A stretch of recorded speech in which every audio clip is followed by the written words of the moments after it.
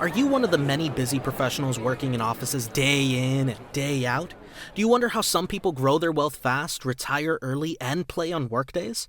Well, you're in luck, because Ginny Boling hosts this show, Pivot to Prosperity, where she interviews people that can do just that. Play on workdays. Many guests have become financially free. She also interviews people that are on their journey and people that are in support roles, like attorneys, contractors, brokers, and others. Commercial real estate is the common element. She is on a mission to be sure busy professionals know they can own substantial commercial properties too, like apartments, self-storage facilities, and others, and not have to do the work managing them. Passive investing is the key. Syndications are the typical method. Tax write-offs are some of the biggest rewards. Ginny and partners find the deals, build a strong team and business plan, then offer the investment opportunities to passive investors. New episodes are released every Tuesday at 12, so watch for new releases. If you want to get involved, let us know. You need to get pre-qualified to hear about most deals. See the show notes for contact information. Hello there, Ginny Boling here with Pivot to Prosperity. That's brought to you by Pivotal Real Estate Investments. And oh my gosh, I did not confirm how to pronounce your last name, Jason. Jason Velie? Is it Velie? Velie. All right, Velie. Yes. Okay. And we're coming from different states. And in this podcast world, we reach out to each other and decide, hey, yeah, should we do a talk? Let's do it. So, Jason, thank you for coming on. Why don't you tell people about how you got into doing the flipping and apartment transactional stuff you're doing, okay? Absolutely. Thanks so much for having me. Yeah, so I'm in the Wilmington, North Carolina market, and I started about 5 years ago, and I started flipping houses. It was really a slow progression. I flipped one and did pretty well with it, and then took 8 or 9 months to find the second flip, and then 6 months to find a third flip. So the first year and a half were very slow moving. It really was that, hockey stick growth curve or exponential growth curve that you hear about all the time. And so then after about a year and a half to 2 years, I really started getting some traction. I started dialing in my marketing to find good off-market deals, lining up my funding, getting good, solid relationship with contractors. So I start flipping, and it was only probably my fourth or fifth deal that, believe it or not, was a single wide trailer on land that I bought for 15 grand, which, mind you, I didn't even have 15 grand. I borrowed it from somebody else. I bought it. I don't have any idea how the wholesaler got it so cheap. I couldn't tell you. So I bought this thing for 15 grand, and 7 months later, I sell it to a cash buyer as is for 98 grand and take that in 1031 into that $90,000 sales proceeds at 1031 into an 8-unit apartment complex that I bought for $450,000. So that 90,000 proceeds was exactly the 20% down that I needed. And so that was my first intro. I got into that little commercial multifamily space fairly quickly on in my investing career. And then I continued flipping houses, and I have, since that was a little over 3 years ago that I bought that one. Fast forward to today, I purchased another 16-unit complex that I have a 50-50 partner on. We got seller financed. And then that same partner and we bought a 20-unit complex. I'm 65% owner. He's 35.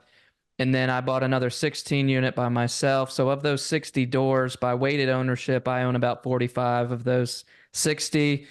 And then just a few months ago, I bought a 44-pad RV park close to our area that I'm 80% owner of, and my acquisitions manager is 20% over that. So right now, my flipping business is doing either 28 or 29 flips at the moment, between all of them that are currently listed for sale or pending sale or active rehabs, plus 2 or 3 like pending purchase right now.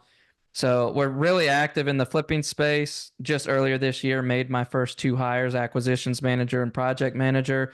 Those are the only employees I have.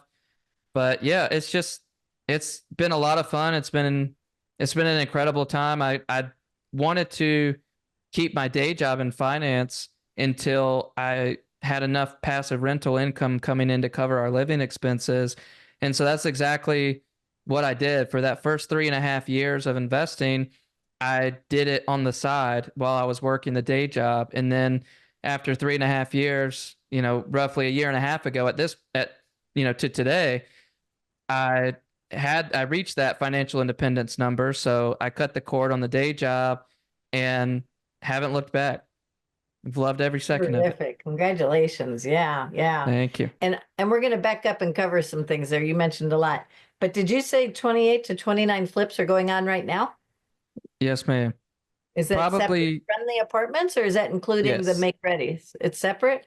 That's separate. They're all single family flips. Wow, that's a lot to be doing at one time.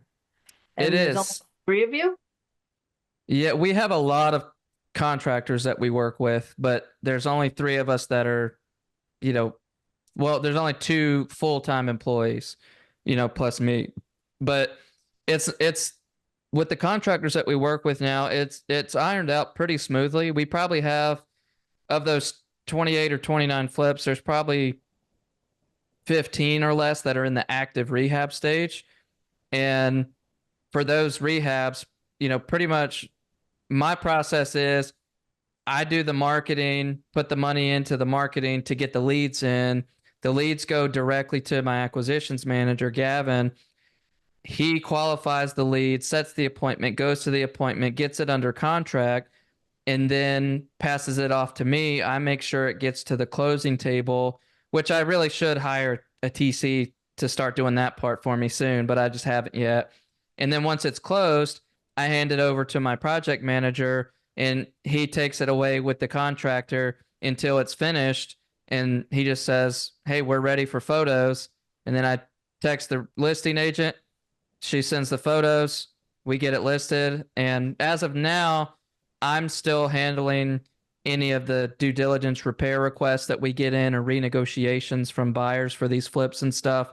I may outsource that in the near future as well. Not entirely sure. That goes great with a transaction coordinator anyway. Yeah. That's a natural fit, really. So Yeah. great. That's awesome. That's impressive. In such a short period to have it systemized to do that kind of volume. Congratulations, really. Thank you. So as far as the ones that are not under active rehab, so almost half of them are active rehab. What's going on with the other half? Are they in marketing right now or what? Yeah, so a little bit of a mixture. There's a bunch that are listed for sale. Some of those are already pending sale.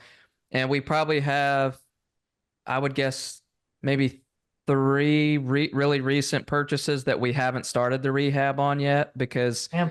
we've got really good crews and several of them. But with this amount of volume, that this is the highest volume we've reached before.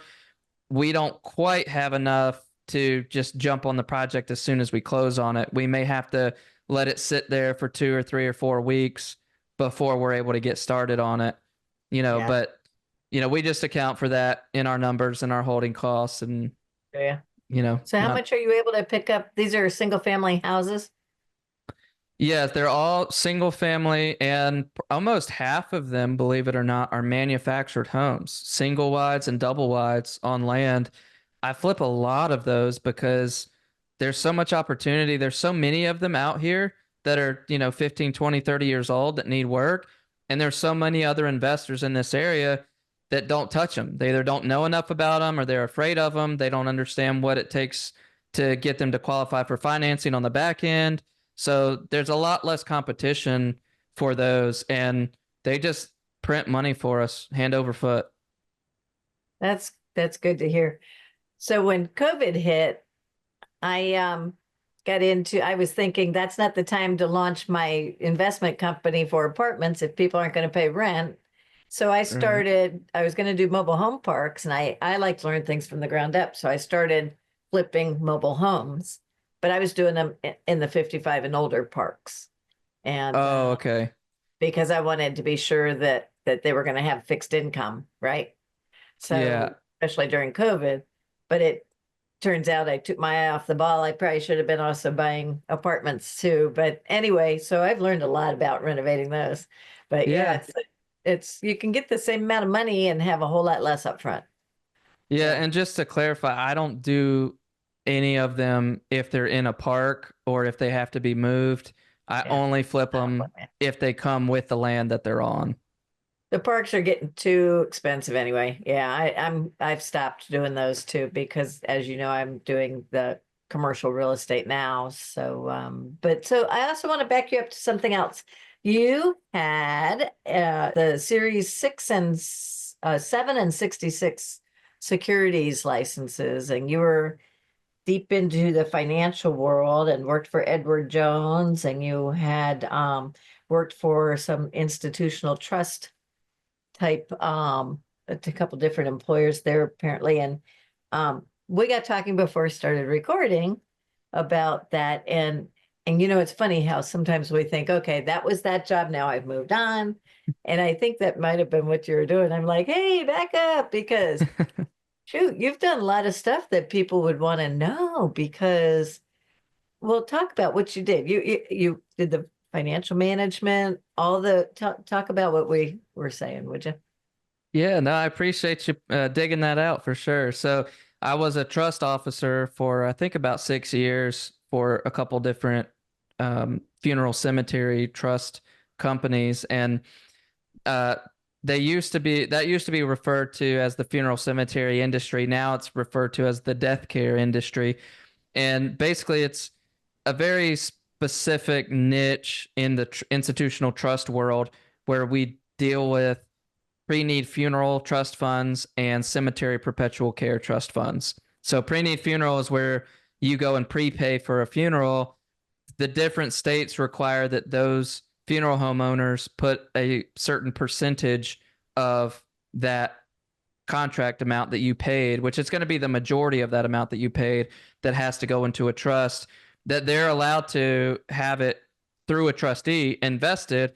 And then whenever that person that paid for the contract passes away and the funeral home performs the service, then the funeral home can request those funds plus all of the earnings from the trustee, and we would distribute it to them.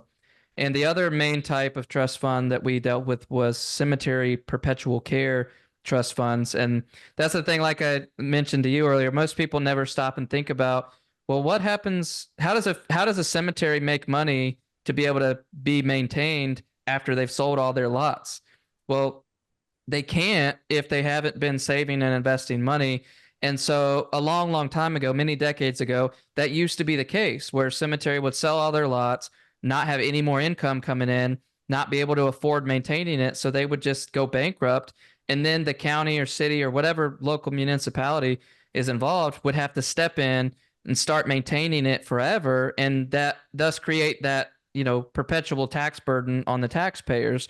So there were laws that were put into place to prevent that. So now, and again, the amounts are slightly different depending on which state you're in. When you buy a lot at a cemetery, that state is going to require that cemetery to put a small percentage, usually only 5% of that purchase contract, into this trust fund. And they're never allowed to get that 5% back. They're never allowed to get that principal amount that they put in. They're only allowed to get the earnings that's generated off of it. So we, on the institutional trust side, we did everything from client relations, taking the phone calls from these folks, getting some new business in, transferring assets from one institution over to ours. We would handle and process any new receipts, any new money that came in. We would put them in the trust account, make sure they're invested appropriately.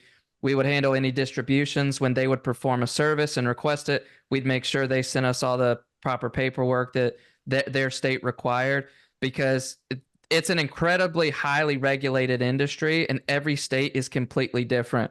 So we handled everything from receipts and disbursements to annual reporting to federal audits to state audits, you name it. We did just about all of it. That's a terrific background too, because as you know, when we start getting into real estate and we have investor money, they want to know that we know how to take care of investor money, not only be a good custodian, but all the rest of it too, and preserving that capital is of course key to that too, and making it grow.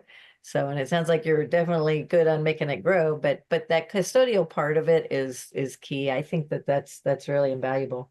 So one of the things I also wanted to get back to was your apartments. How are you all sourcing these apartments? It's your marketing materials that are getting the leads? Yeah, so it varies. Everything that we've done has been off market because that's, in my opinion, the only way to find a great deal. So the first one, the 8 unit, believe it or not, came from a handwritten letter. I just made a custom list of about 40 properties in my area that were similar, sent a handwritten letter out to these 40 owners. I got 3 phone calls. One of them happened to be this one couple that was just so happened to be going through divorce at the time, and they even told me afterwards when we closed, they said, Jason, just so you know, the only reason that we even opened your letter and the only reason we thought that there could be some real credibility to it was the fact that it was handwritten, because they said we get at least 100 postcards and letters a year about this property. So I thought that was incredibly valuable feedback. Yeah. And then the next one was the 16 unit that the friend of mine that's a 50-50 partner with me, he is a wholesaler primarily, and he specifically was targeting multifamily properties at the time. So he pulled a list of multifamily in North Carolina. I don't know what size exactly he searched, like probably 8 to 30 units or something like that. And then he put it through his system where he does text blast campaigns, and he can, with the click of one button, send 1,000 text messages to 1,000 different owners, and so that's how he found this deal that we got seller financed on amazing terms. And then the 20 unit was also from the same source, from that same partner of mine, from texting. And the sellers had already signed with an agent. They were going to list it soon, but she hadn't yet started putting together any of the paperwork or information. And frankly, that agent really didn't know what she was doing. She didn't really have any business representing somebody on a sale of that magnitude. And so we were able to get a great deal because of that. The third one was, so that 20 unit was the third one. The fourth one was the 16 unit that I bought on my own, which that one came like word of mouth from a friend, because there was an agent representing the seller, but he hadn't listed it yet. So it was just a pocket listing. And he was friends with this guy in my town, and because this property is about 2 hours away. And so my friend went and looked at the property, and he was scared off. He was like, "No, this is way too much work. I can't handle this, but I might know somebody that's willing, that's able to do it, and maybe perhaps a little crazy enough to do it." And so I connected then with that agent and went and looked at it and was able to negotiate a pretty great deal off market with that pocket listing. And then the final one was the RV park, which we're converting it into a tiny home community. So it's actually going to be super cute when it's done and cash flow like crazy. That one I got from my normal PPC campaigns that are not targeted for that type of property. Frankly, it was luck, if anything. And we were able to get an insanely good seller finance deal, no money down, 4% interest, 30-year AM, 10-year balloon. So that thing, once we've got it, those extra pads added to bring it up to 44 and it's fully stabilized, that one by itself is probably going to cash flow 20 grand a month. It's absurd. Wow. Yeah, that's fantastic. So yeah, good returns for your investors, right? And yeah, and yourself, obviously. Yeah. So I don't have investors. That's, yeah, that's terrific. So, what are you going to do with all that money? You have any plans? Are you trying to reach a certain point? I'm not asking you the big question yet. Uh, to be honest, I'm a little contrarian to most folks in this space that have these huge absorbent goals of reaching a certain door count or a certain like cash flow number.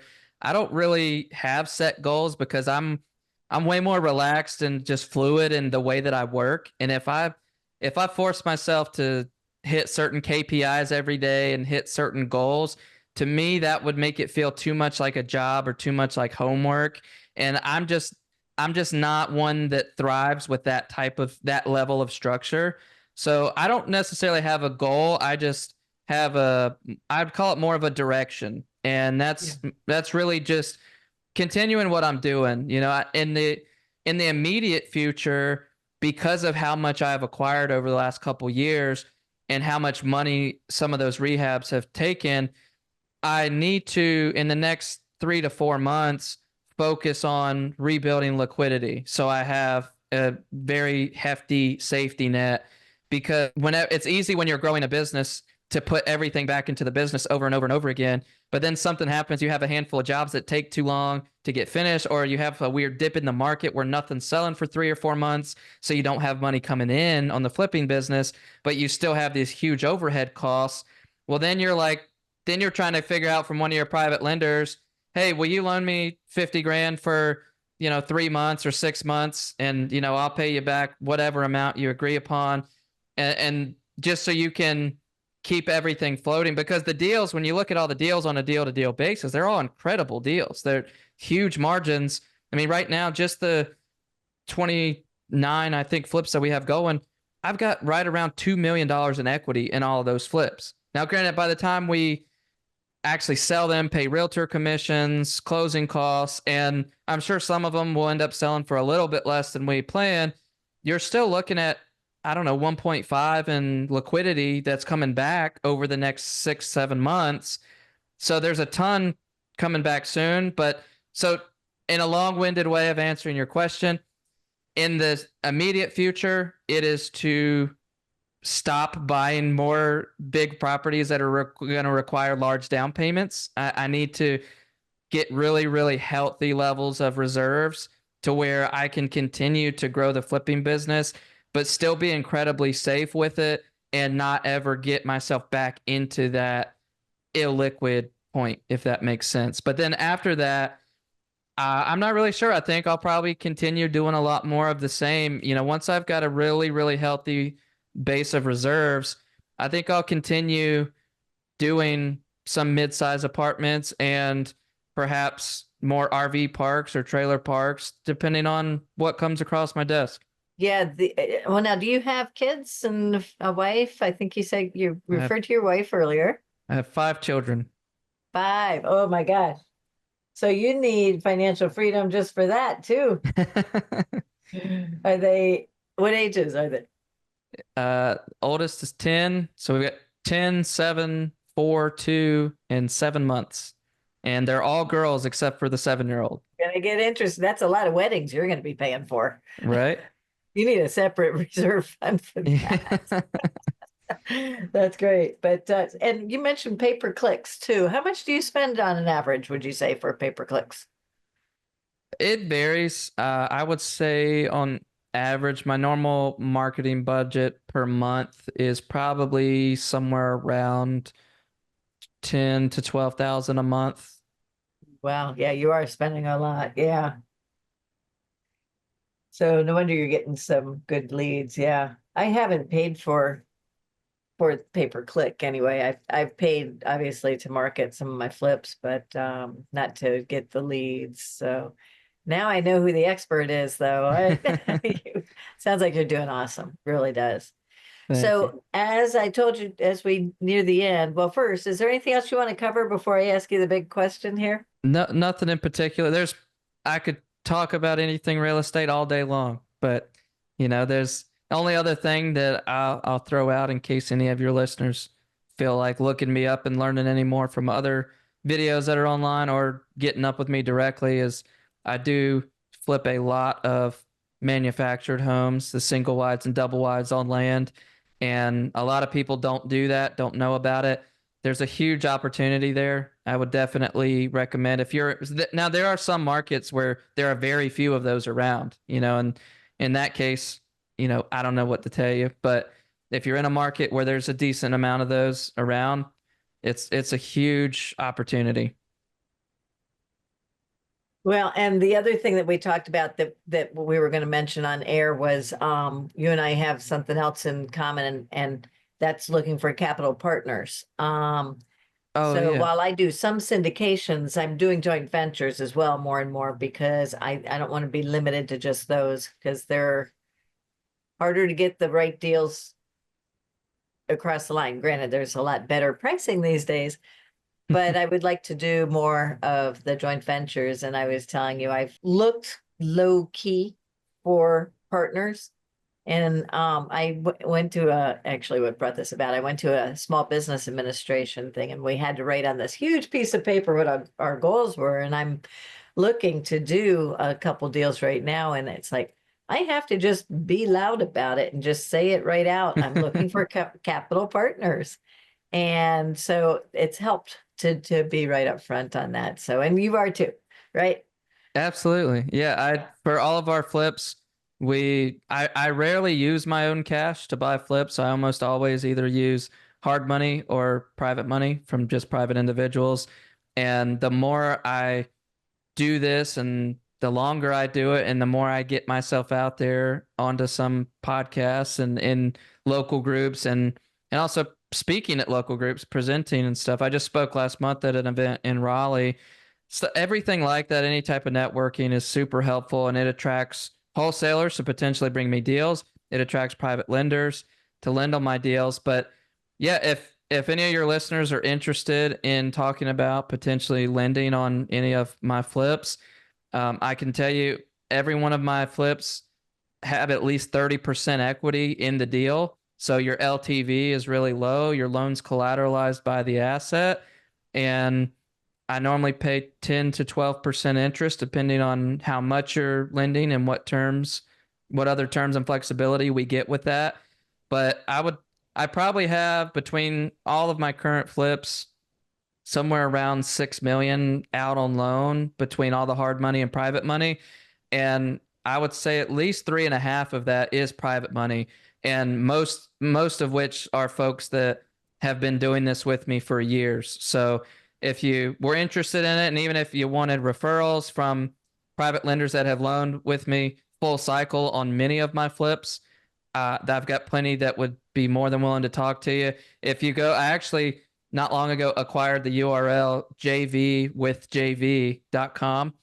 If you want to go to that URL, it takes you to a little your like initials. investor tab, where you can fill out a little form that sends me your information so we can have a conversation about it if that's something you're interested in.